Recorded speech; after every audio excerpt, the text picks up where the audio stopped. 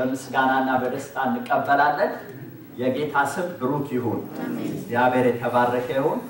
ልጆቻችንን እግዚአብሔር ይባርካቸው። በእግዚአብሔር ቤት ተገኝተው ሲዘምሩ ሲያገለግሉ በፊታችንና በእግዚአብሔር ፊት ቆመው ሲያድጉ ማየት ትልቅ ነገር ነው። እግዚአብሔር የተባረከ ይሁን። ወላጆችን እንዲያገለግሉ የረዷቸውን እህቶች እግዚአብሔር ይባርካቸው። ከዚህ በኋላ እግዚአብሔርን ቃል አብረን እንካፈላለን። ቀሪውንም ፕሮግራም ልጆቻችን ከኛ ጋር አብረው ይካፈላሉ። ስለዚህ ትንሽ የቦታ ሽግሽግ ሳናደርግ አንቀርም። ልጆቹ ሲመጡ ወላጆቻቸው አጠገብ ተቀምጠው ቀሪውን ፕሮግራም እንዲካፈሉ እናስባለን። ስለዚህ ወላጆች ልጆቻችሁን አጠገባችሁ አስቀምጣችሁ ለዓመቱ የሚሆን የእግዚአብሔርን ቃል አብረውን እንዲሰሙ እግዚአብሔርን አብረውን እንዲያመልኩ አበረታቷቸው። በሌላ በኩል ደጋግመን እንደተናገርን ልጆችን ብቻቸውን መተው ስለማንችል ማለት ነው። ሁላችንም በዚህ ሩም ውስጥ ነው። ስለዚህ ወደ ሌላ ሩም የሚሄዱ ከሆነ የግድ ወላጆች መከተል ይኖርባቸዋል። ሁላችንም በዚህ በአንድ ላይ መሆን ስላለብን እግዚአብሔር የተባረከ ይሁን።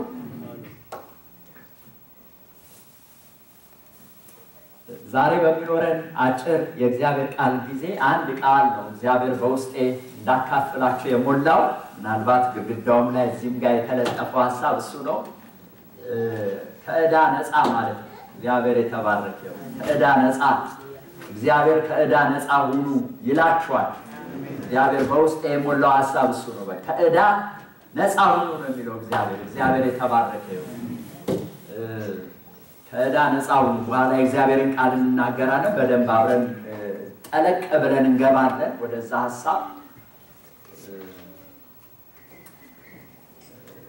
እግዚአብሔር ዕዳችሁን እከፍልላችኋለሁ በላቸው አላለኝም። እንደሱ አላለኝም። እግዚአብሔር ያለኝ ዕዳችሁን ክፈሉ፣ ከዕዳ ነፃ ሁኑ ነው ያለኝ እግዚአብሔር። እንደሱ ነው በውስጤ የሞላ እግዚአብሔር ቃል እና እንደሱ እንደ እግዚአብሔር ቃል አብረን እንካፈላለን። የምናነበው ሮሜ ምዕራፍ 13 ቁጥር 8 ላይ ያለውን ቃል ነው። የስብከቴ ርዕስ ከዕዳ ነፃ የሚል ነው። ዴት ፍሪ፣ ከዕዳ ነፃ። ከዕዳ ነፃ መጪው ዓመት ከዕዳ ነፃ የምንሆንበት ዓመት እንዲሆን እግዚአብሔር ይናገረናል። የጌታ ስም ብሩክ ይሁን። ሮሜ ምዕራፍ 13 ቁጥር 8 የሮሜ መልእክትን እያጠናን እንዳለ ታውቃላችሁ። እዚህ ጋር አልደረስንም፣ ግን በቅርቡ እንደርሳለን። በዝርዝር ክፍሉን እናጠናዋለን። ግን ቁጥር 8ን በዚህ ምሽት አብረን እንድንካፈል እግዚአብሔር በውስጤ ያኑሯል። እሱን አብረን እንካፈላለን። እርስ በርሳችሁ ከመዋደድ በቀር ለማንም ዕዳ አይኖርባችሁ፣ ሌላውን የሚወድ ሕግን ፈጽሞታልና። እርስ በርሳችሁ ከመዋደድ በቀር ለማንም ዕዳ አይኖርባችሁ፣ ሌላውን የሚወድ ሕግን ፈጽሞታልና። እግዚአብሔር እንዲያስተምረን እንጸልያለን። የዘላለም አምላክና አባት እግዚአብሔር በጌታ በኢየሱስ ክርስቶስ ስም እግዚአብሔር ሆይ ዓመታትንና ዘመናትን አሳልፈ ለዚህ ለ2014 የመጨረሻው ምሽት ስላደረስከን በኢየሱስ ክርስቶስ ስም እናመሰግናለን። ባንተ ቸርነት ልንቀበለው ስላለው አዲስ ዓመት ስምህን እጅግ አድርገን እንባርካለን። እግዚአብሔር ሆይ ባለፈው ዓመት መጨረሻ ልንቀበለውም ባለው በአዲሱ ዓመት መጀመሪያ በዚህ ምሽት ላይ ጌታ እግዚአብሔር ሆይ ከዕዳ ነፃ እንድንሆን በቃል ልትናገረን ስለወደድህ በኢየሱስ ክርስቶስ ስም እናመሰግናለን። እግዚአብሔር ሆይ ቃልህን ባርክልን፣ እንደሚገባን አድርገህ ተናገረን። የዘላለም አምላክና አባት እግዚአብሔር ዛሬ ማታ እግዚአብሔር ተናገረን እንበል። ለዚህ ቀን ለዚህ ምሽት ብቻ ሳይሆን ጌታ ሆይ ባንተ ቸርነት በምንኖረው በሚቀጥለው ዓመት ደግሞም በቀሪ ዘመናችን ከዕዳ ነፃ ሆነን እንድንኖር በጌታ በኢየሱስ ክርስቶስ ስም ቃልህን በኃይል እንድታበራልን ከምንሰማው ከቃልህ ጉልበት የተነሳ ፈጽሞ ነፃ የወጣን እንድንሆን በኢየሱስ ክርስቶስ ስም ጸልያለሁ። እግዚአብሔር ሆይ ለሰሚም ለተናጋሪም ጸጋህን ስጥ። በሁሉ አንተ ክበር። በጌታ በኢየሱስ ክርስቶስ ስም አሜን።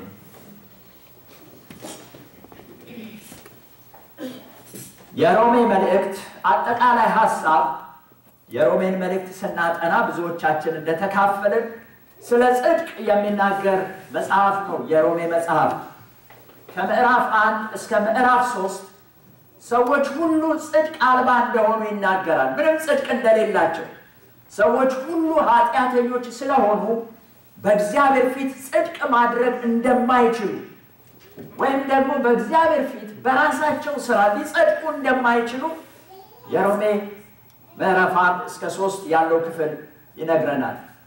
ከምዕራፍ 4 እስከ ምዕራፍ 11 ጽድቅ ኢየሱስ ክርስቶስ በመስቀል ላይ በፈጸመው ሥራ በኢየሱስ ክርስቶስ በማመን የሚገኝ እንደሆነ ከምዕራፍ 4 እስከ ምዕራፍ 11 ያለው ክፍል ይነግረናል። ከሮሜ ምዕራፍ 12 እስከ ምዕራፍ 16 ደግሞ በክርስቶስ በማመን የእግዚአብሔርን ጽድቅ ያገኙ ወይም የጸደቁ ሰዎች እንዴት መኖር እንዳለባቸው ይናገራል። የጸደቁ ሰዎች እንዴት መኖር እንዳለባቸው ይናገራል። ስለዚህ የሮሜን መልእክት ባጭሩ እናጥና ቢባል ሰዎች ሁሉ ኃጢአተኞች ናቸው። ሰዎች ሁሉ በክርስቶስ ብቻ በማመን ይጸድቃሉ።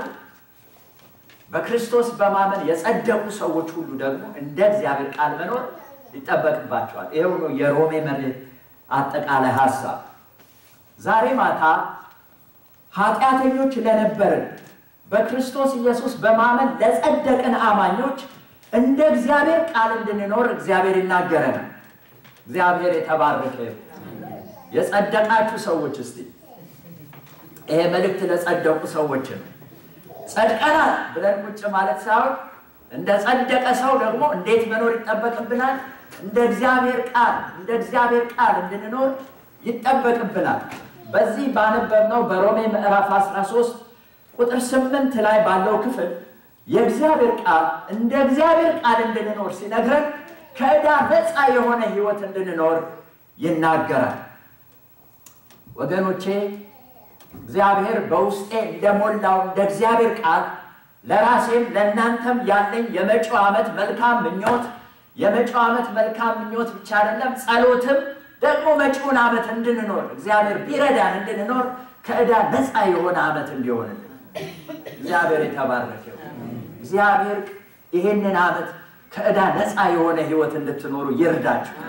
እኔንም ይርዳኝ፣ ሁላችንንም ይርዳን። እግዚአብሔር የተባረከ ይሁን። አማኞች በክርስቶስ በማመን የጸደቃችሁ ጻድቃን ቅዱሳን ወንድሞችና እህቶች በእግዚአብሔር ቃል እንደምናነብ በክርስቶስ በማመን ያገኘነውን የጽድቅና የቅድስና ሕይወት የምንኖረው ከእግዚአብሔር ጋር ብቻ አይደለም ከእግዚአብሔር ጋር ብቻ አይደለም። ጽድቁን ተቀብለን ከሱ ጋር ብቻ ብንኖር እንዴት አሪፍ በሆነ ነበር። ግን እንደሱ አይደለም። ከእግዚአብሔር ጋር ብቻ አይደለም የሚኖር። ይልቁንም በዚህ ምድር በስጋ ሰውነት በአካል እስካለን ድረስ ይህን የጽድቅ ሕይወት የምንኖረው ከሰዎች ጋር ነው። ይህን የጽድቅ ሕይወት የምንኖረው ከሚያምኑ ሰዎች ከማያምኑ ሰዎች ጋር ከሰዎች ጋር ይህንን ጽድቅ እንድንኖር ይህን ጽድቅ እንድንለማመድ እግዚአብሔር ይፈልጋል። እግዚአብሔር በክርስቶስ የሰራልን ሥራ ከእርሱ ጋር እንድንኖር ብቻ ሳይሆን ከሰዎችም ጋር እንድንኖር ከባልንጀሮቻችን ጋር እንድንኖር በሰላም እንድንኖር በፍቅር እንድንኖር የሚያስችለንን ሥራ ነው እግዚአብሔር የሰራልን።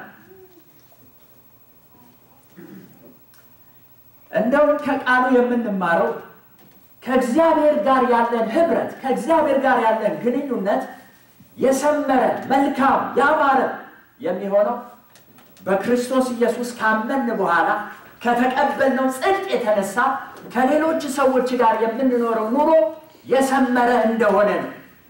ከሌሎች ሰዎች ጋር የምንኖረው ኑሮ መልካም የሆነ እንደሆነ ከእግዚአብሔር ጋር የምንኖረው ሕይወት መልካም የሆነ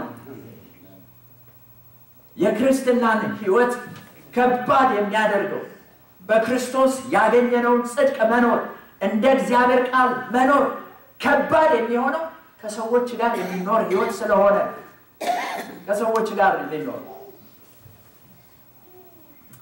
ይሄንን በጌታ ቃል እላችኋለሁ። ሰዎችን ኢግኖር አድርገን ከሰዎች ተለይተን ብቻችንን የምንኖረው ጽድቅ የለም።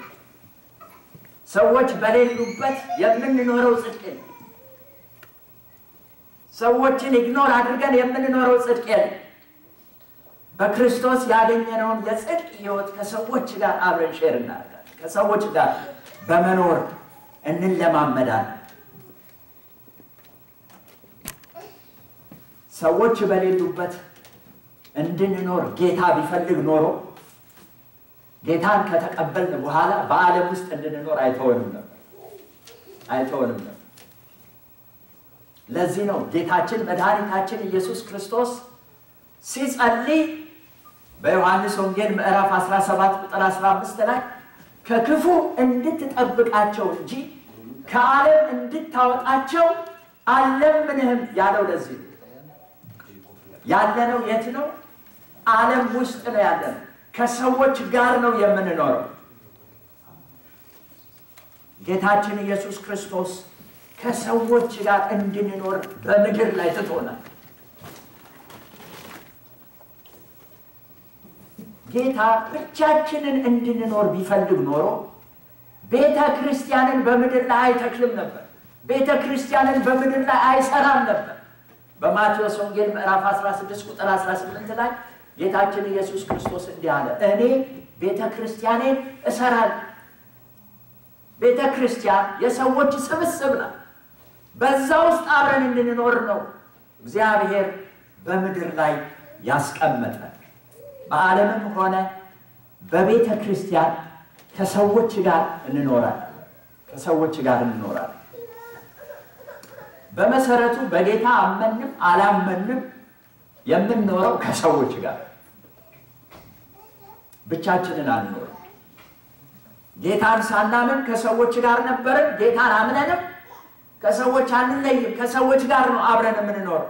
እንደውም በክርስቶስ ያገኘነው ጽድቅ ከሰዎች ጋር ያለንን ግንኙነት ነፃ ያደርገዋል። ከሰዎች ጋር ያለንን ግንኙነት ጽድቅ የሞላበት ያደርገዋል። በጽድቅ ያጠነክረዋል። ከሰዎች ጋር ያለንን ህብረት ፍጹም ያደርገዋል እንጂ ከህብረት ውጭ እንድንሆን አያደርገንም። ከሰው አይለየንም።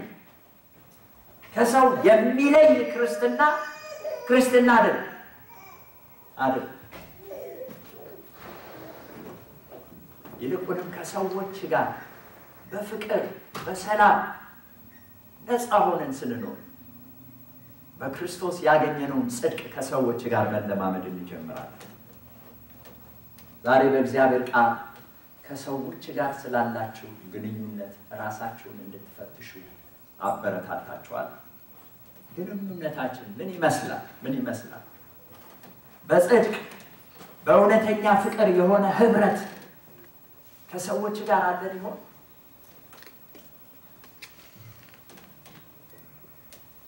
ያነበብነው የመጽሐፍ ቅዱስ ክፍል እርስ በርሳችሁ ከመዋደድ በቀር ለማንም ዕዳ አይኖርባችሁ ይላል። ለማንም ዕዳ አይኖርባችሁ። ዛሬ እግዚአብሔር በውስጤ እንዳካፍላችሁ የሞላው ነገር ከዕዳ ነፃ እንድንሆን ከሰዎች ጋር ስንኖር በማህበራዊ ህይወታችን ውስጥ በሚያምኑም በማያምኑም ሰዎች መካከል በቤተሰባችን ቢሆን በቤተ ዘመዳችን ቢሆን በቤተ ክርስቲያን ቢሆን በጎረቤቶቻችን መካከል ስንኖር ቢሆን በስራ ቦታችን ቢሆን በአገልግሎት ስፍራ ቢሆን ሁላችን ኢንተርዲፔንደንት ነን። አንዳችን በሌላችን ላይ ጥገኛ ሆነን ነው የምንኖረው። አንዳችን ለሌላው እናስፈልጋለን፣ ሌሎች ለኛ ያስፈልጉናል።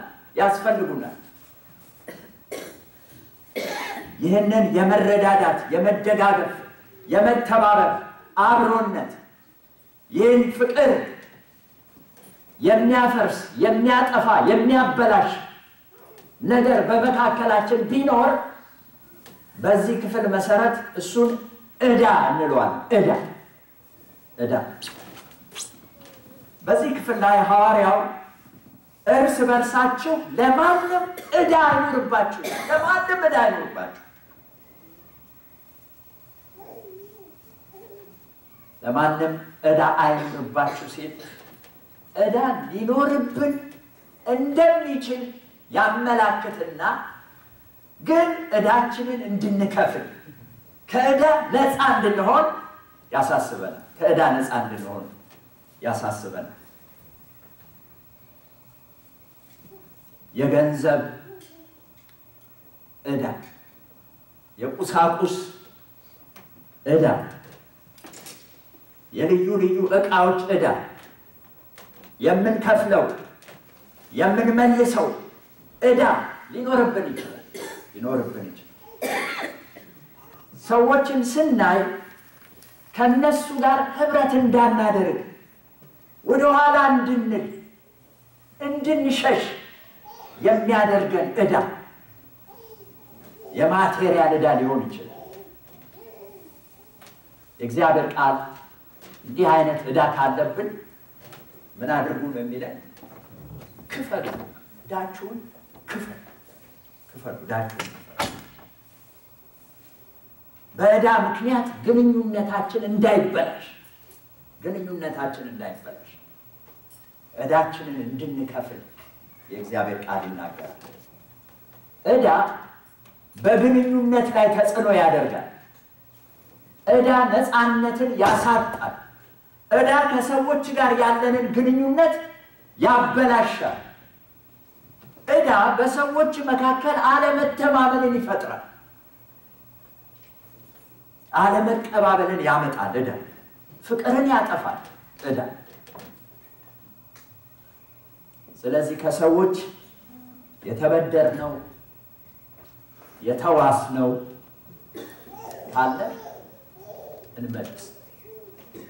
ዕዳ እንመልስ።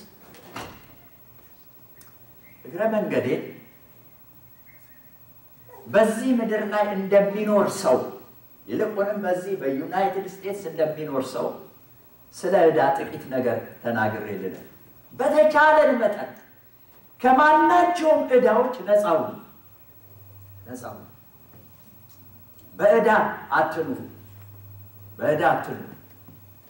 ዕዳ አታብዙ። ዕዳችሁን ክፈሉ።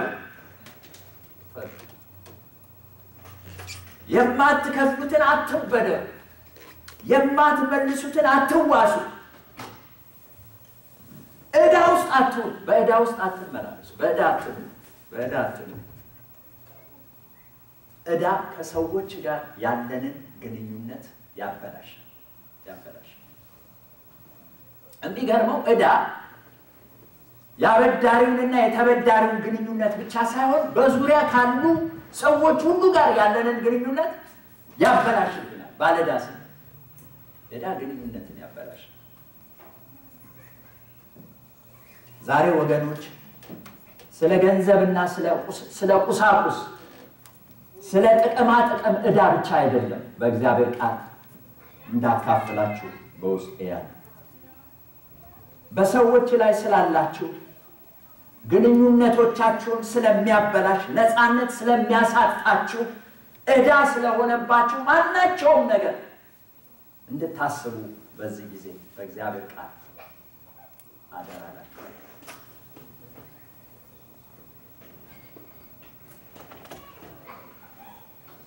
ዕዳ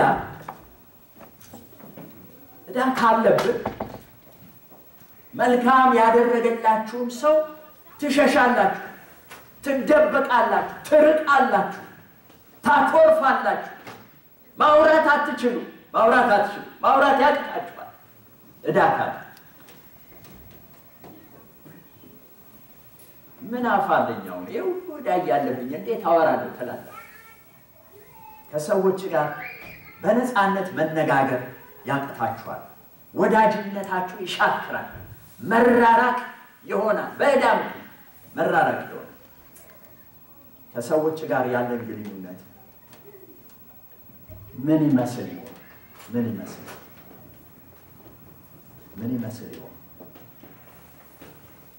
ዛሬ ማታ ግንኙነታችንን ያበላሸውን ዕዳ እንድታስቡ ፈልጋለሁ።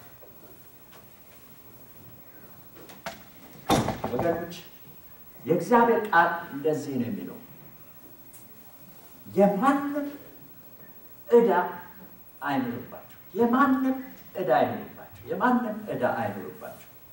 ግንኙነታችሁን የሚያበላሽ ምንም ነገር ዕዳ አይሆንባችሁ፣ ምንም ነገር ዕዳ አይሆንባችሁ። ክፈሉ። የሚከፈለውን ዋጋ ከፍላችሁ ከሰዎች ጋር ስላላችሁ ግንኙነት ስትሉ ከዕዳ ነፃ ሁኑ። ከዕዳ ነፃ ሁኑ። ከኃጢአት በቀር ከሰዎች ጋር አብሮ ለመሆን የሚከፈለውን ዋጋ ሁሉ ክፈሉ። የማንም ዕዳ አይኖርባችሁ፣ የማንም ዕዳ አይኖርባችሁ። በውስጣችሁ ባለዕዳነት የሚሰማችሁ ካላችሁ ነፃ የምትሆኑ ስትከፍሉ ብቻ።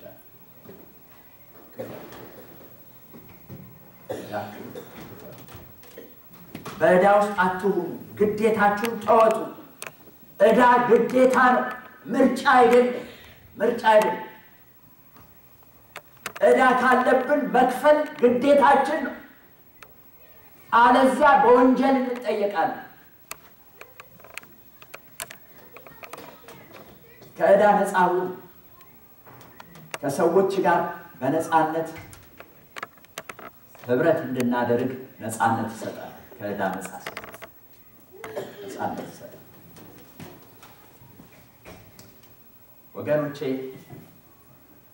በዚህ ዓመት ከዕዳ ነፃ የምንሆንበት ዓመት ይሁንልን። ከማናቸውም ዕዳ፣ ከገንዘብ፣ ከማቴሪያል፣ ከቁሳቁስ፣ ከጥቅማ ጥቅም ወይም ደግሞ ከሰዎች ጋር ያለንን ግንኙነት ካበላሸ ዕዳ ከሆነብን ነገር እግዚአብሔር ነፃ እንድንሆን ይፈልጋል። እግዚአብሔር የተባረከ። የተጣላችሁ ካላችሁ ታረቁ። ቂም የያዛችሁ ካላችሁ ይቅር በሉ። ያኮረፋችሁት ካለ አናግሩት። የራቃችሁት ካለ ቅረቡ። የተበላሸ ህብረት ካለ አድሱ። ከዕዳ ነፃ ሆነን አዲሱን ዓመት እንቀበል። እግዚአብሔር የተባረከ ይሁን። ከዕዳ ነፃ ሆነን አዲሱን ዓመት እንቀበል። ከዕዳ ነፃ ሆነን መቀበል ብቻ አይደለም፣ ከዕዳ ነፃ ሆነን አዲሱን ዓመት እንኑር። ያለ ዕዳ እንኑር።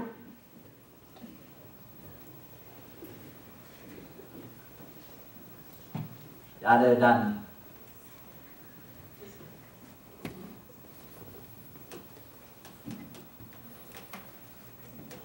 ይልቁንም እንደ ቤተ ክርስቲያን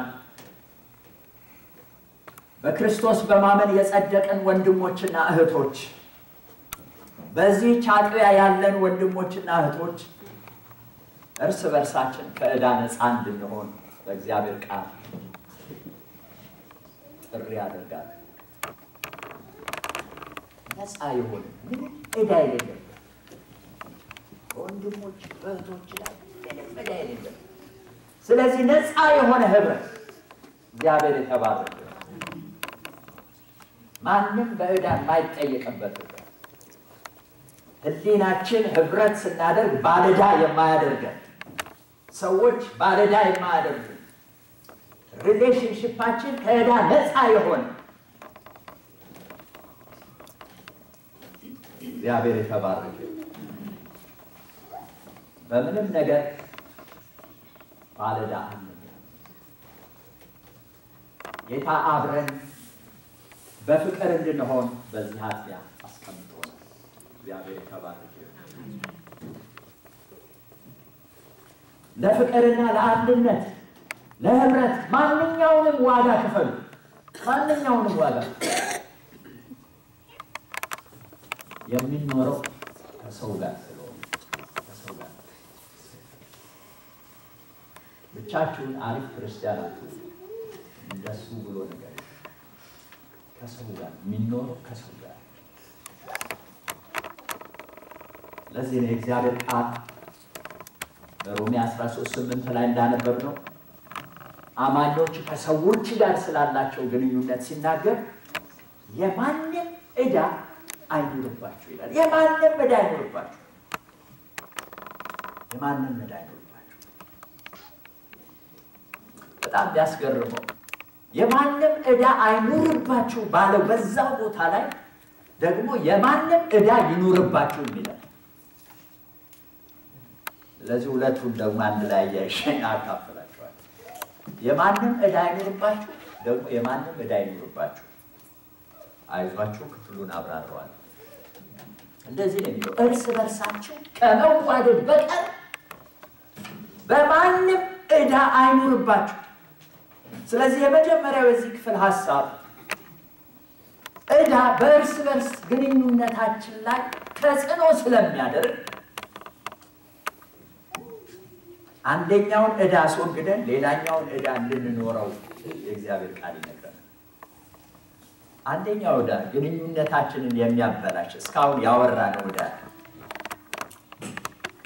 የገንዘብ ዕዳ፣ የቁሳቁስ ዕዳ የመሳሰሉት ልዩ ልዩ የጥቅማ ጥቅሞች ዕዳ ወይም ግንኙነታችን መካከል ጣልቃ ገብቶ ተገቢ የሆነ ህብረት እንዳናደርግ የሚከለክሉን ዕዳ የሆኑብን ነገሮች እነሱ ሁሉ ይወገዱ ነው የሚለው እግዚአብሔር። ይወገዱ እነሱ ራሱ እንዲህ አይነት ዕዳ አይኖርባችሁ። አሜን፣ አይኖርባችሁ። ሁለተኛ ዕዳ ግንኙነታችንን የሚያጠነክር ዕዳ፣ ግንኙነታችንን ሊለያይ በማይችል ቦንድ የሚያስተሳስር ትልቅ ዕዳ በሁላችን ላይ ደግሞ እንዲኖር እግዚአብሔር ቃል ይናገራል። እርሱም የፍቅር ዕዳ። የፍቅር ዕዳ ወገኖቼ፣ ሌሎቹ ግንኙነቶች፣ ሌሎቹ ዕዳዎች ከሰው ያርቃሉ፣ ከሰው ያሸሻሉ፣ ብቸኛ ያደርጋሉ። የፍቅር ዕዳ ግን ወደ ሰው ያስጠጋል። የፍቅር ዕዳ ግን ሰዎችን እንድንፈልግ ያደርገናል። የፍቅር ዕዳ ግን ከሰዎች ጋር በሰላም እንድንኖር ያደርገናል።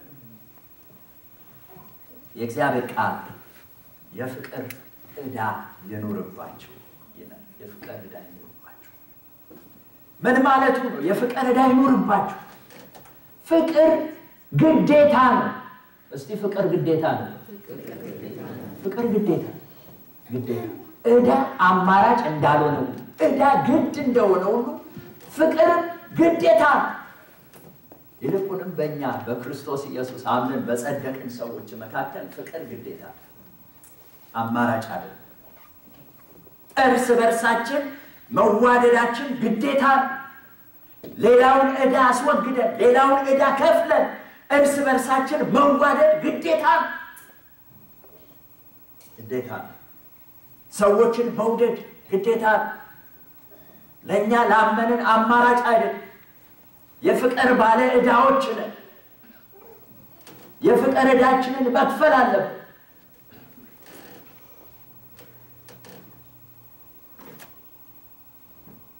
እርስ በርሳችን መዋደድ ግዴታችን።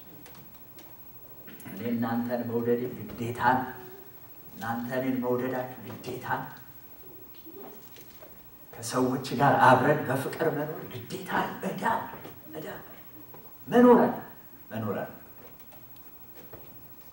የፍቅር ዕዳችንን ለመክፈል ሰዎችን መውደድ አለብን። ሰዎችን መውደድ አለብን። ነገር ግን ይሄ ክፍል እንደሚነግረን ሌሎች ዕዳዎቻችንን ሁሉ ከፍለን መጨረስ እንችል ይሆናል። ፍቅርን ግን ከፍለን መጨረስ ፍቅር ተከፍሎ አያልቅም። ፍቅር ተከፍሎ አያልቅም ወገኖች። የፍቅርን ዕዳ ከፍለን መጨረስ አንችልም። ሰዎችን መውደድ ተከፍሎ አያልቅም። ፍቅር የአንድ ጊዜ ድርጊት አይደለም። በቃ አንድ ጊዜ ውድድ አድርጋችሁ በቃ የሚያልቅ ነገር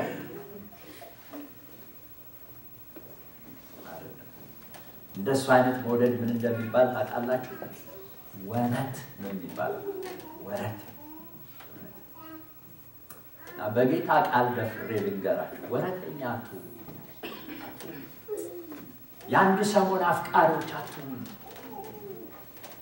የኮንፈረንስ አፍቃሪዎች አትሁኑ። ኮንፈረንስ አትውደዱ ማለት አይደለም። እንደሱ ታይቱ ፍቅር አለ ያን ሰሞን ሞቅ ሲለን ስንነቃቃ ምናምን የሆነ ነገር ሲሆን የእንደሱ አይነት አፍቃሪዎች አሉ።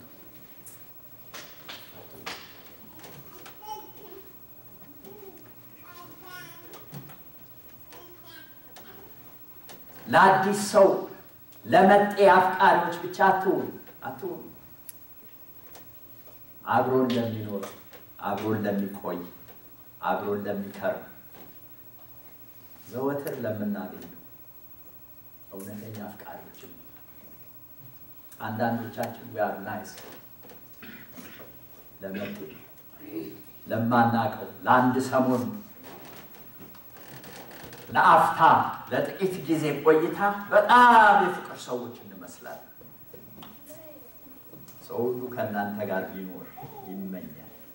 ሲሰነብት ሲቆይ ሲቀርብ ያኔ ነው ፍቅር የሚፈተሸው። ወገኖቼ ፍቅር የአንድ ሰሞን አይደለም፣ የአንድ ሰሞን አይደለም። ለዚህ ነው የፍቅር ዕዳ ይኑርባችሁ ዕዳ ይኑርባችሁ። ሁልጊዜ በፍቅር ኑሩ ማለት ነው። ሁልጊዜ የምታፈቅሩ ወገኖቼ በጌታ ቃል እላችኋለሁ የማያቋርጥ ደግሞ የማይለወጥ ፍቅርን እንድንለማመድ እግዚአብሔር ይፈልጋል። አንድ ሰሞን የሰቀልነው በኔክስት ዊክ ታች የምናወርዳለን።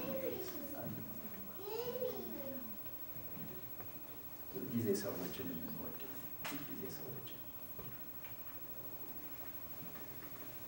ለእኔም ለእናንተም ያለ ምኞት መጪው ዓመት ከዕዳ ነፃ ሆነ እውነተኛ ፍቅር የምንለማመድበት ዓመት ይሁንልን። እውነተኛ ፍቅር በቤተሰብ መካከል፣ በአገልጋዮች መካከል፣ በህብረታችን መካከል፣ በስራ ቦታችን እውነተኛ ፍቅርን የምንለማመድ ሰው ከፍቅር በቀር ሌላ ዕዳ የሌለም።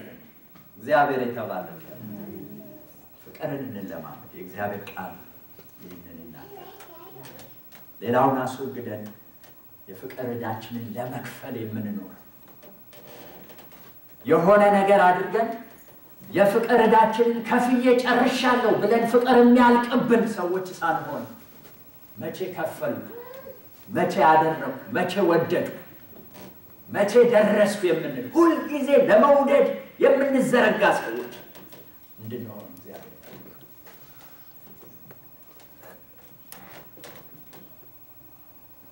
እባካችሁ ፍቅራችን አይለቅ። ወረተኞች አይሰልቸን። የፍቅር ባለዕዳዎች እንደሆነ እናውቃለን። በቀረን ጥቂት ሰዓት ኦልሞስት ጨርሻለሁ። ሁልጊዜ በፍቅር ለመኖር የሚረዱንን 3 ሐሳቦች ባጭሩ ነግሬያችሁ እጨርሳለሁ። እንዴት ሁሌ መውደድ ይቻላል? እንዴት ሁሌ በፍቅር መኖር ይቻላል?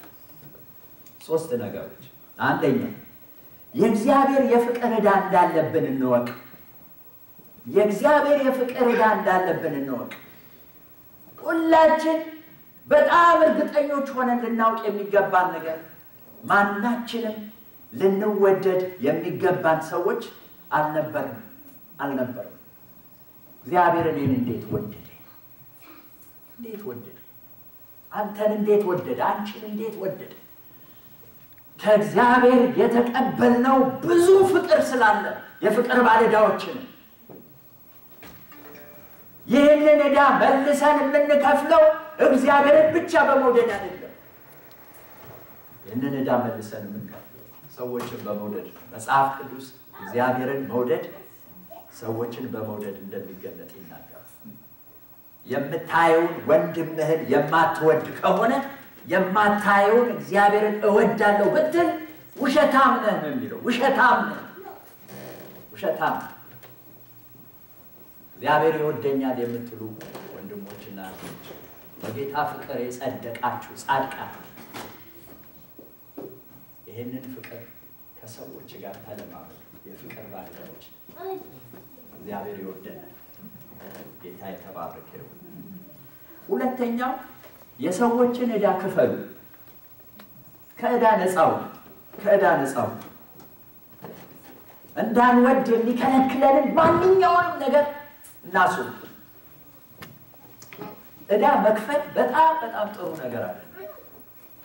ኤክሳይትድ አለ እንደ ዕዳ እንደመቀበል ኤክሳይትድ አለ።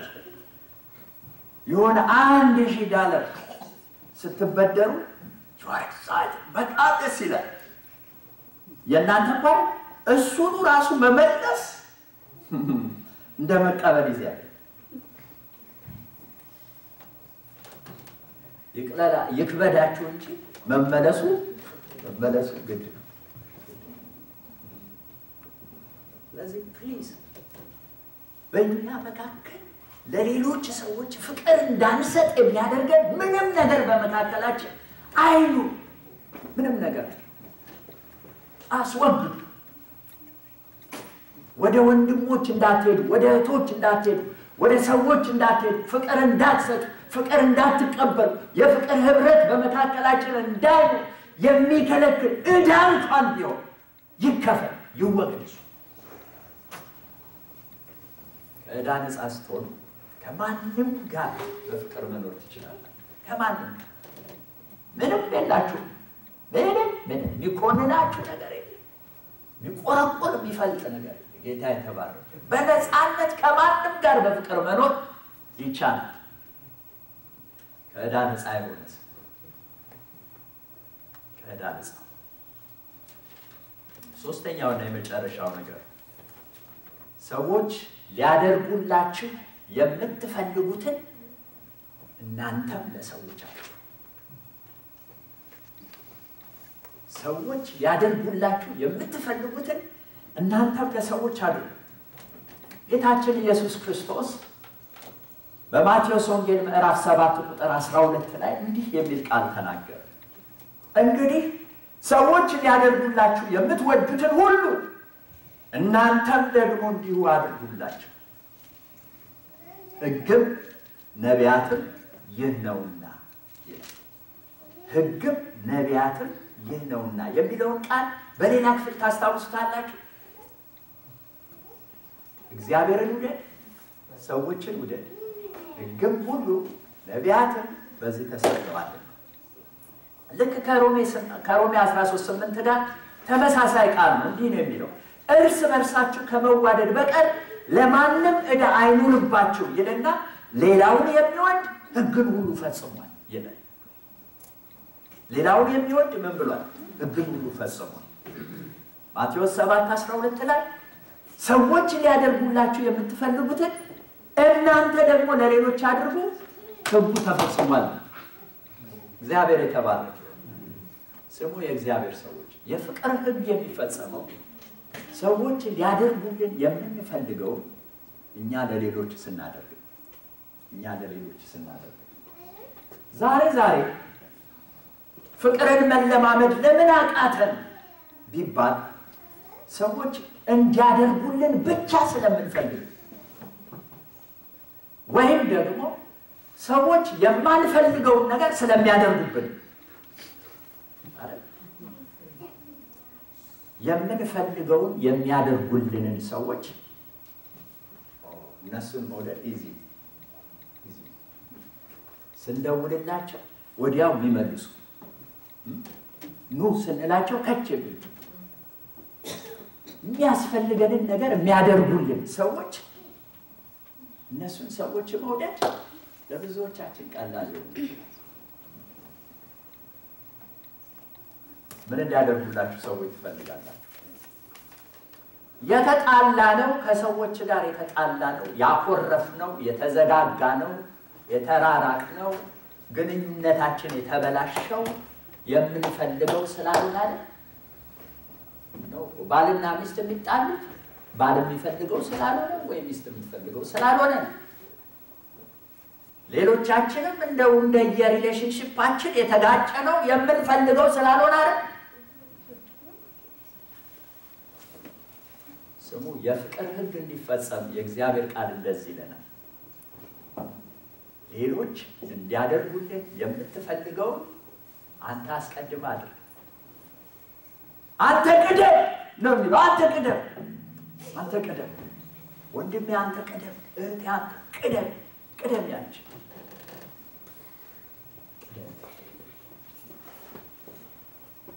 መጪው ዓመት ከዕዳ ነፃ ሆነን እውነተኛን ፍቅር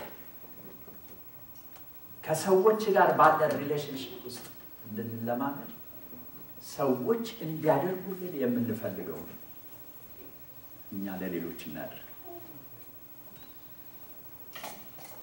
2015 ከዕዳ ነፃ የሆነ ፍቅር የምንለማመድበት ዓመት ይሁን።